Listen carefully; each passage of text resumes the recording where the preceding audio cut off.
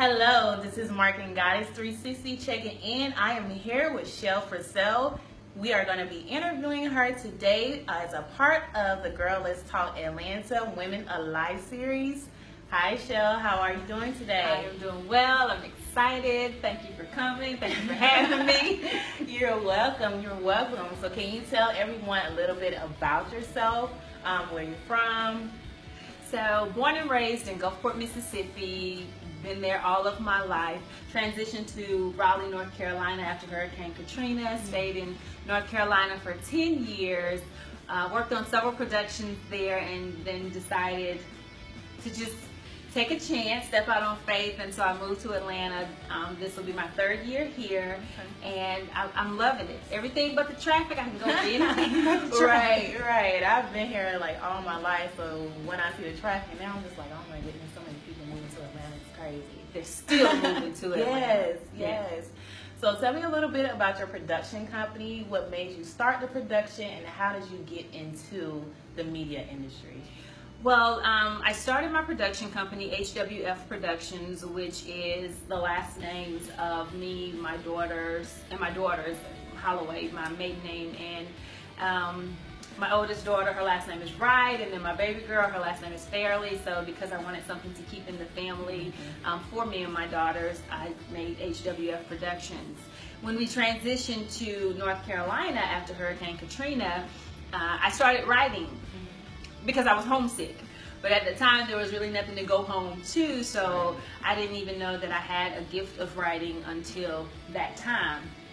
So I wrote my first stage play, Before the Bell Rings, there in North Carolina, and I gave it to a friend of mine to read, and he was like, wow, who wrote this? And I was like, and he's like, well, man, what are you going to do with it? And that's when my writing career kind of started. And since then, I've written seven stage plays, toured with several of them to local cities and back to my hometown, of course. And then I was like, okay, if I can write a stage play, what else can I write? So then I wrote 3 short films that I released in like a trilogy, one behind the other. And then I went and said, okay, now if you could do a short film, I know you could do a feature film. Yes. And that is how I went into my first feature, which is Two Wrongs, that stars a young man that lives here in Atlanta. His name is Ulrich Johnson, and so cast Ulrich and some other talented actors from all over in the production. And then it was time to decide, okay, well now what are you going to do with it? So I decided to release it here in Atlanta. Moved to Atlanta because this is where, you know, they're kind of doing what I enjoy doing so much, which is, you know, writing, I direct, I produce, I act. I'm just all in it. And Atlanta is definitely a creative spot for creatives. Yes, and so we released it here. We received nationwide distribution on it last year. And so everything has been kind of falling into place. And I was really afraid to move from North Carolina because so many things were there. I had a relationship with an amazing church family. I was a member of White Oak Missionary Baptist Church there, and just the love that they shared over the course of the 10 years from moving there, it was just amazing. And so you know how you get comfortable with that, and it was like, so what do you do? And I had a great job, but I just took my 401k, stepped out on faith, and I was just like, you know what?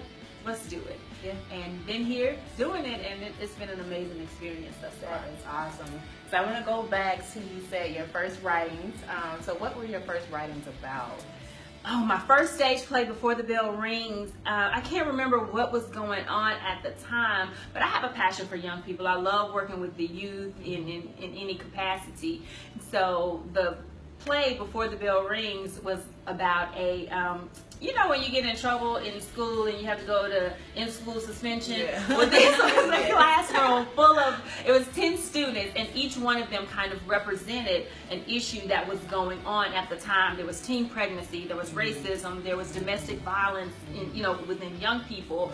I had a radical praiser who he talked about how much he loved God all the time, and that was each one of them had those issues, and they had a substitute teacher. Her name was Miss Bouget, and that's who I played. And she was like nerdy, and she dressed really loud, but she liked the principal of the school, the principal of the school, and that's how, you know, she was there to kind of aid and assist and direct those kids with, you know, different outcomes from their situation. And so the play went over really, really well. The first time that I did the production, I was so afraid. I had no idea what I was doing. Right. But when those moments where we had intense dialogue, you could hear a pin drop in the theater because people were listening. Right. And after the show was done, parents had come up to me and they were like, you have no idea,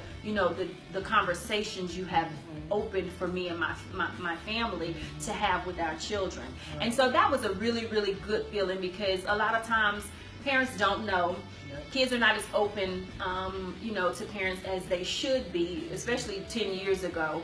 And so we try, at that age, you try to figure it out yourself, or you Right. ask your friend who really has no idea, but Right. they're your friend, so they're Right. supposed to know.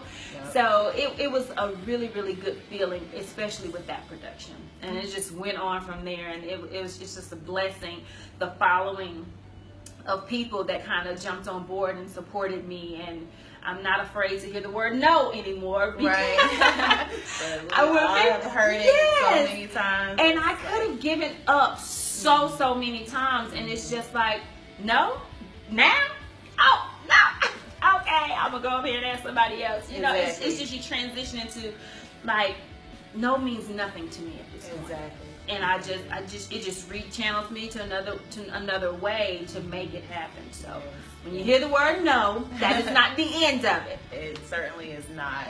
And that's something that you definitely get used to. Yes. As being an entrepreneur, being in any type of industry. The word no is just like, it's a second guess, because with no, there is other opportunities that you can definitely take advantage of. Absolutely.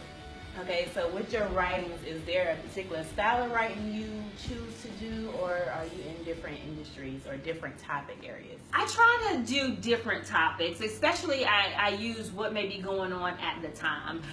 Whether it's something with, you know, young people, relationships. I love touching on relationships. I'm a hopeless romantic. It's just so sad. I love black love, white, any kind of love. I'm totally for it. So I use it as an opportunity to go to those uncomfortable places, and, you know, even in relationships, even in things within the family, domestic violence, molestation, infidelity, like whatever it is, I'm going to bring it out. I'm going to give like different scenarios of how it could end, and I love to write unpredictable stories. And for me as a film watcher, if I can tell you the next line of the person, my kids, they hate it. I always say, could have wrote that myself. And they just be dying laughing.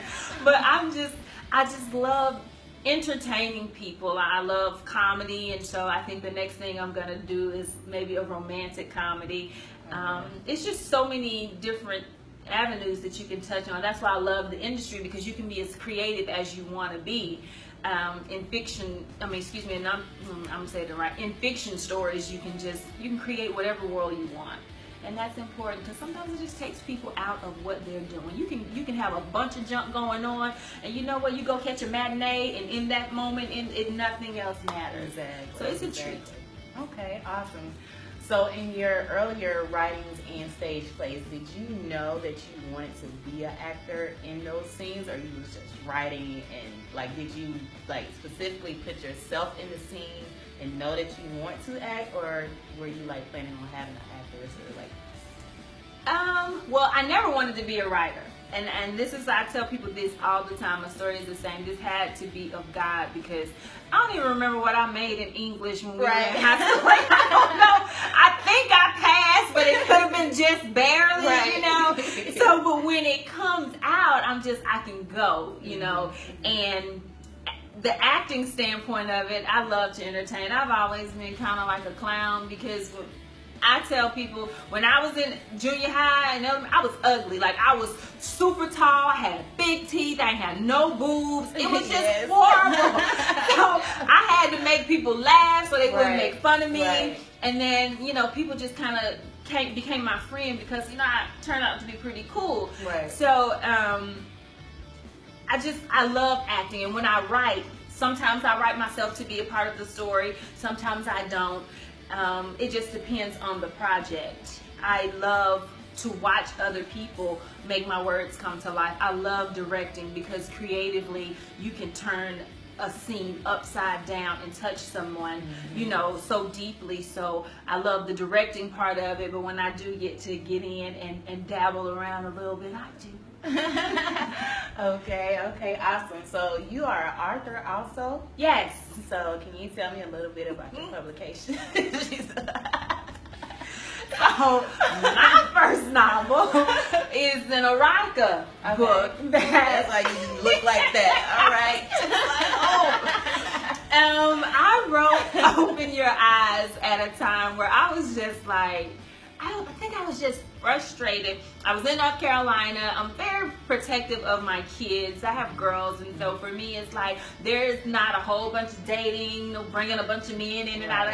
It's nothing. That just was a no for me. So I said, you know what, God?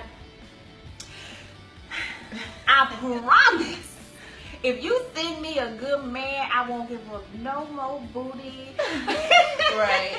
Without being married. Right. You know what I'm saying? So I wrote Open Your Eyes at a desperate time of sexual frustration. And so it ended up being a really, really, really nice novel, and I left it to where I could go back and do a second part to it. And it's so funny, people who have the book, they'll hit me up every now and again talking about, I found my book, I dusted it off, I read it again, you owe me part 2. Right. And so with everything that's going on, it's like I try to keep in mind that, hey, you got a book to finish because you people want the second part. And you know, it's an honor to be, you know, even noticed a little bit when you pour your heart and soul into something. But Open Your Eyes is good. I'm going to get you a copy. Yes. Now, do you plan on making that into a movie? I could. It's going to be rated R. For sure. But I have the opportunity to do so. Like right now, I've been like really kind of busy. I've been putting myself out there as a freelance writer because if that's what I'm good at, then I can help other people who have novels that they want transition into a screenplay, or if they want to write a book, you know, about their life story. I've just been creating, you know, those opportunities, and people have been really hitting me up, and it's becoming really, really good to be able to use that and help other people, you know, finish out their vision and their goals. So it's not a bad idea. That's pretty dope. Well, I can't wait to read the book. I love erotics and love and all of that. Yes, so awesome. You'll love it. Awesome. You'll love it. So I was reading, you have a nonprofit that you just launched not too long ago. So can you tell me a little bit about the nonprofit? Yes, I'm working with a grant writer. Her name is Latricia Anderson. She's gonna kill me because I probably owe her some documentation. I owe her a lot of stuff. Right. The nonprofit organization is called My Team, and I came up with it before I left North Carolina, actually, because of the love I have of working with youth, and it stands for motivating youth through education, the arts, and mentoring. So My Team is that acronym, and it's an opportunity to bring the arts into, you know, education. The whole outlook of the program itself will be to provide something for them to do after school, because from like 6 until 11 o'clock, especially if parents work at night, it's crucial. It's very critical. So I want to locked in front of the TV on a gaming system, or they have to doing something that they shouldn't. Exactly. So I want to create an opportunity for young people after school. You can come over. This is the big goal of it. I want to have my own facility to run it out of and have tutoring sessions after school for kids who need extra help with, you know, their educational achievements. I also want to introduce them to different elements of the arts, whether you want to act, whether you want to dance, if you can sing, play an instrument, offer that as something for them to do after they get their homework done or whatnot, and just keep them off the streets, keep them going in, you know, in a certain direction. Kids have a lot of talent. There are kids like out there now, 6 and 7 and 8 years old, that are starting their own businesses. And sometimes parents may not have the time because they're working. But if you have an entrepreneur who knows what avenues to take, we can help them start these, you know, businesses for themselves. And so I love it when I see kids, especially young black children, pursuing their dreams, saying, okay, I can bake, but I can't bake when my mom is not home. Well, you come over to the center and we're going to bake, and you're going to sell these cookies or whatever to have the extra money that you need for whatever. So it's an awesome program. I'm looking forward to getting, you know, out there more with it next year. There's also another program underneath the umbrella of my team called On Your Feet.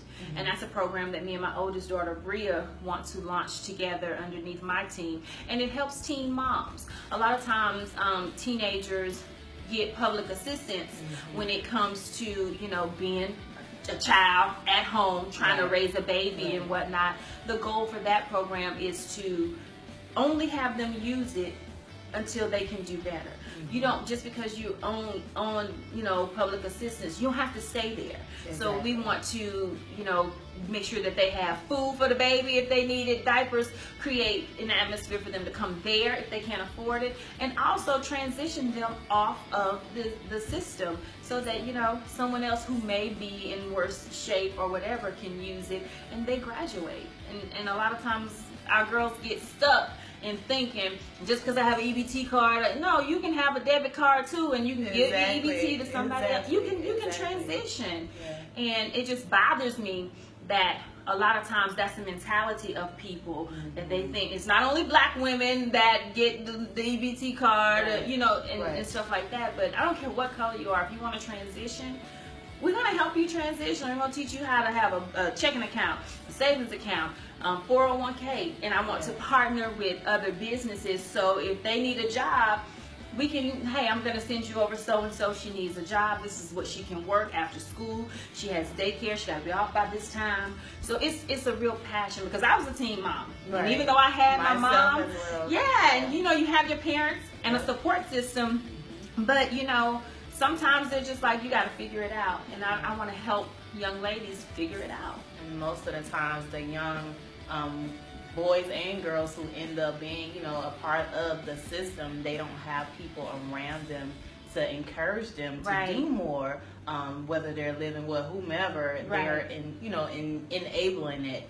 So if they're getting some type of public assistance, it's like that person that they're living with is benefiting from that. So they're not going to tell you to go out and go get a job or go to school or something like that, because they want those benefits to come inside of the household. And I think it's great that you're doing that, because you are contributing to breaking the generational curse.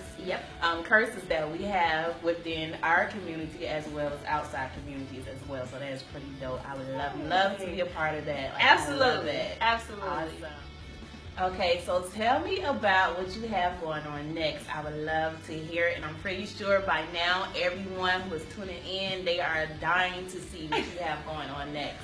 Okay, so right now I'm actually working on 2 drama series that I have written. One is called Hell and High Water. And I'm actually going to play a cop in this.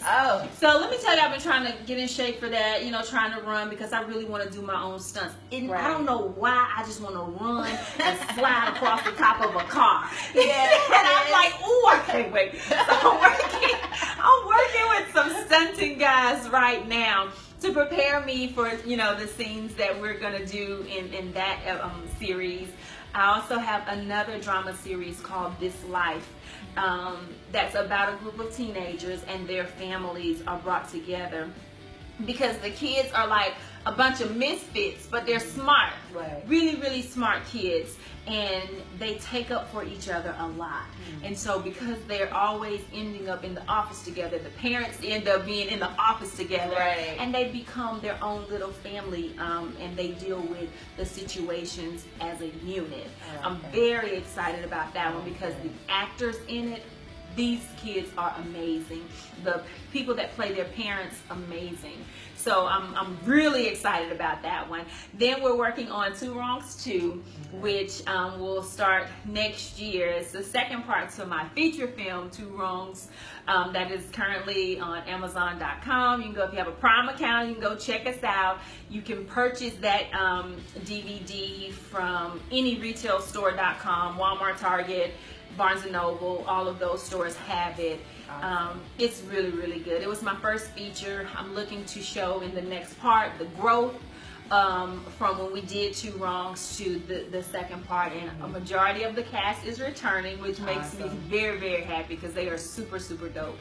And what else are we doing? I'm in a reality show. Okay. Me and my daughters, we're in a reality show called Something Like Good Times, and it is just us being, you know, who we are. They were born and raised in Gulfport, Mississippi, and then they transitioned, of course, to North Carolina, and now we're here in Atlanta. My oldest daughter, Bria, graduated from college, and then she transitioned down here, and then I have a guy baby, Nala, who comes down and visits with us all the time. So it's a bunch of different dynamics going on when Nala is here, and we get a lot of footage. Oh my gosh, they are definitely a trip. Like, let me tell you, that toddler, she keeps me on my toes, and she's in that repeat stage, so she'll say whatever you say, and then it's going to be an amazing show, and I'm looking forward to that. What else do I have? I'm writing for other people. I'm a freelance writer, so if people, you know, need writing services, I also direct on projects. I'm just all in it. I'm accessible. I can't wait to meet Ava DuVernay. She's one of my favorites.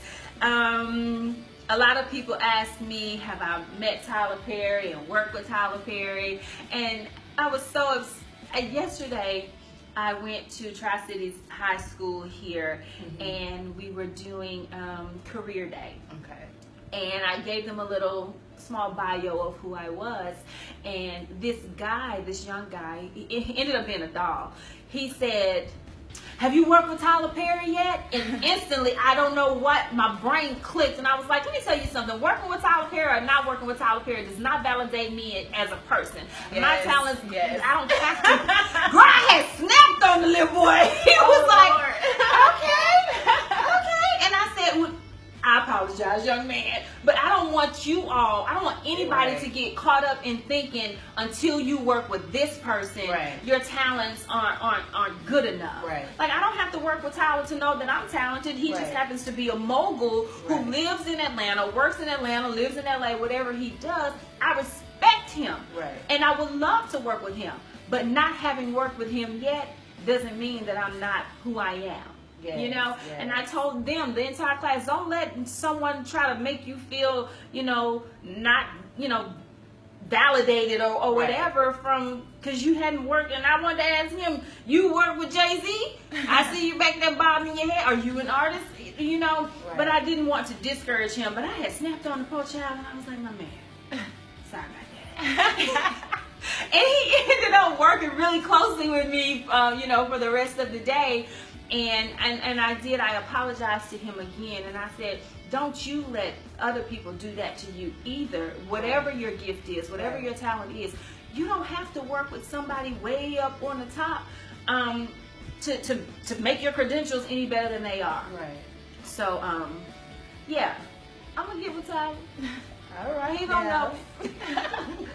Okay, so are you working on any webisodes, any web series, or anything like that? Yes, Hell and High Water is definitely going to be a web series. This Life, we're pitching it to networks. It is going to be so amazing, and you'll see that on television. I guarantee it. If I pretty much made up in my mind what I'm going to do with it, I'm not going to stop until that happens. Something Like Good Times, my reality show, it'll probably start as a web series, but when they recognize who Schelle Purcell is, network television, here we go. Yes. So it's overwhelming sometimes because, you know, you want to do it all.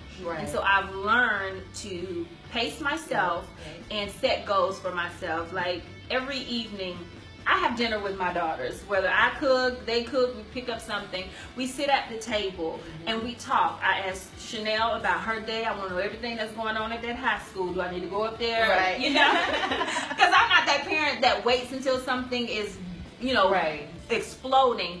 I want to stay into it with her. And then with Bria, you know, if she hadn't texted me all day about her day, we sit down and we have those moments and we make goal lists. We make goal lists for the week. Yes. We make goal weeks for the month, and then we make quarterly goals. And it's important for us to check in with each other and keep each other accountable, because I don't ever like feeling like I'm stagnant. And when I have those moments, I too reach out to my friends and I'm like, hey, what are you doing?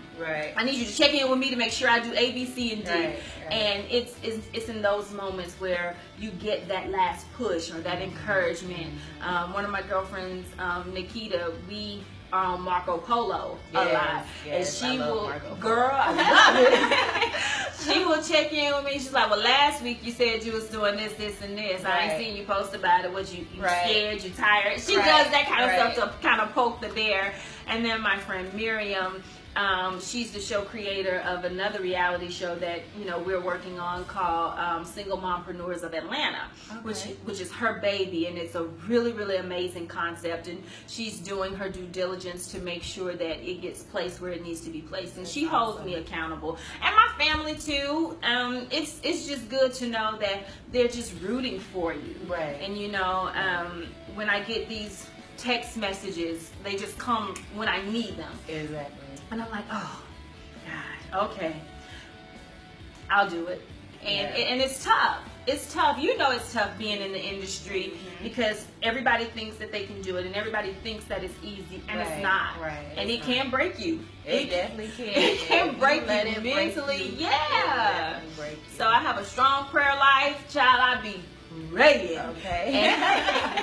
And I'm just so grateful that my children are who they are through the process. They let me drag them from state to state, and when I'm doing something, you know, for a play or on set with production, they're always there, and they fulfilled their part on HWF. Bria is an amazing casting director, and she doesn't even know how good she is. We work on a lot of things together because they pick on me. I know a lot of black actors. I don't know as many white actors as Bria does, because she's not picky when it comes to genre of films for her. So she watches them all. And she's calling out all these white actors. I'm like, who is that? Oh, no. I'm supposed to know them? She's like, Mom, stop rooting for everybody black all the time. I said, well, I'm sorry. I love black people. And she helps me with that. And then there are some, you know, white actors that I love. But she's like, no, this is who you need. They're hot. And so she keeps me sharp. And Chanel, because she's a teenager, and she keeps me sharp on social media. The trend. What's trending, what's going on, and I try to, you know, say some of the slang, and she's like, no, you're not even saying it right. It's embarrassing. A bit, but that's how my son, he makes me feel so old sometimes. I'm just like, oh my goodness. Like, just the other day, he was like, Mom, we got to update on the iPhone. Did you know we can do this, we can do that? And I was like, what? I said, well, I need to update it, because me being me, I don't like to update my phone all the time. So I'm like, what? Every time you do it, something happens. So I'm like, what? I might want to do that now. But now you can FaceTime, like group FaceTime. So I was like, oh, let me update my phone. They know everything, them teenagers and young babies, because I just had my phone over here. I don't know how to make it do that. Make it do that, Chanel. And she's just like, this is so sad. Like, I don't need this. That's why I have you. Right, definitely. Well, that is great. It's great that you have a family that supports you in everything that you do. It's always great to have that great positive circle around you that encourages you and pushes you to go forward, especially when they see your dreams and they know like how, like, the process of how you went from, you know, 0 to 100, so they know, and they're like seriously like rooting for you, and that is so awesome. It is. My parents are still in Mississippi. My sister is there. My brother is there. And my brother doesn't do Instagram or Facebook, but he's on Twitter. So when something comes through Twitter, he be like, oh, okay, I see you. And my sister, she always posts her proud moments of, you know, cheering for me. And it's just, it's just good. I have 6 nephews and a niece, and when we get together, it's always a good time. And family is so important, and some things are just not worth it. You know, if you can fix it, fix it. Y'all don't talk for a couple of days and then get right back to loving each other, because life is so short. It is. It's definitely short. Well, I am so glad that we had a chance to sit down and speak. It was so awesome getting to know you. Thank you. I hope that the Atlanta audience sees Schelle. Chanel is the baby. You can have that teenager. I be trying to trade her in. But it was great speaking with you. Can you tell everyone your social media handles and your website? Yes, I am at Schelle Purcell, SCHELLE on Instagram and Twitter. On Facebook too, I'm Schelle Purcell. On Snapchat, because I be snapping, honey. I'm at Schelle Purcell. And my website again is HWF as in Frank Productions with an S.com. Awesome. Again, this is Marketing Goddess 360 checking in. We are here, Girl Let's Talk Atlanta Women of Life series. If you would like to be featured as a woman, a part of our Women of Life series, please send us a message. Thank you.